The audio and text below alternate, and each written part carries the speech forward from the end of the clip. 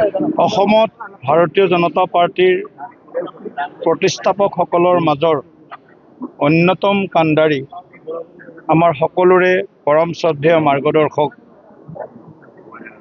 আমাৰ অভিভাৱক স্বৰূপ পিতৃপুৰুষ স্বৰূপ প্ৰাক্তন কেন্দ্ৰীয় মন্ত্ৰী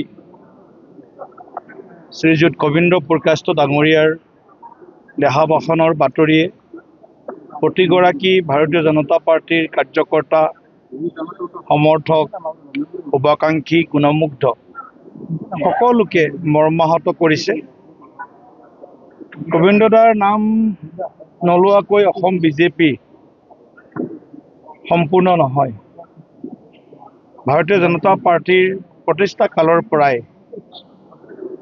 অসমত বা বৰাক উপত্যকাত বিশেষভাৱে আমাৰ দলটোক নিজ হাতেৰে শ্ৰম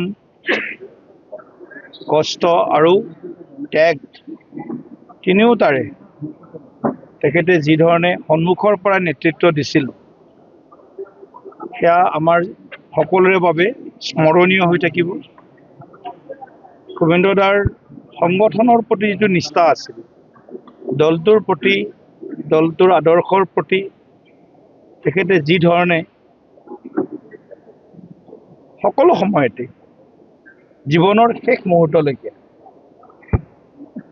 দলটোৰ কথা কেৱল ভাবি গৈছিল, দেশখনৰ কথা ভাবি গৈছিল, বৰাক উপত্যকাৰ উন্নয়নৰ কথা ভাবি গৈছিল। তেনেকুৱা এজন ব্যক্তি আজি অবৰ্তমান আমি হয়তো ভাবিবলৈ আজি বহুত কষ্ট পাইছোঁ। তেখেতৰ ঘৰলৈ কেইবাবাৰো আহিছোঁ। তেখেত সাংসদ হৈ থাকোঁতে, মন্ত্ৰী হৈ থাকোঁতে আমি কেইবাবাৰো তেখেতক লগ পাইছোঁ। গতিকে আমি যেন অভিভাৱকহীন হ'লোঁ। আচলতে আমাৰ সকলোৰে মনৰ যে শূন্যতা এটা বিৰাজমান হৈছে, যে অভিভাৱক যেন আমাৰ মাজৰ পৰা নাইকিয়া হ'ল। আৰু আমি গোবিন্দদাৰ যিমান কাম, তেখেতৰ জীৱন দৰ্শন গোটেইখিনি প্ৰতিজন কাৰ্যকৰ্তাৰ জীৱন বাটত সদায় লগৰী হৈ থাকিব।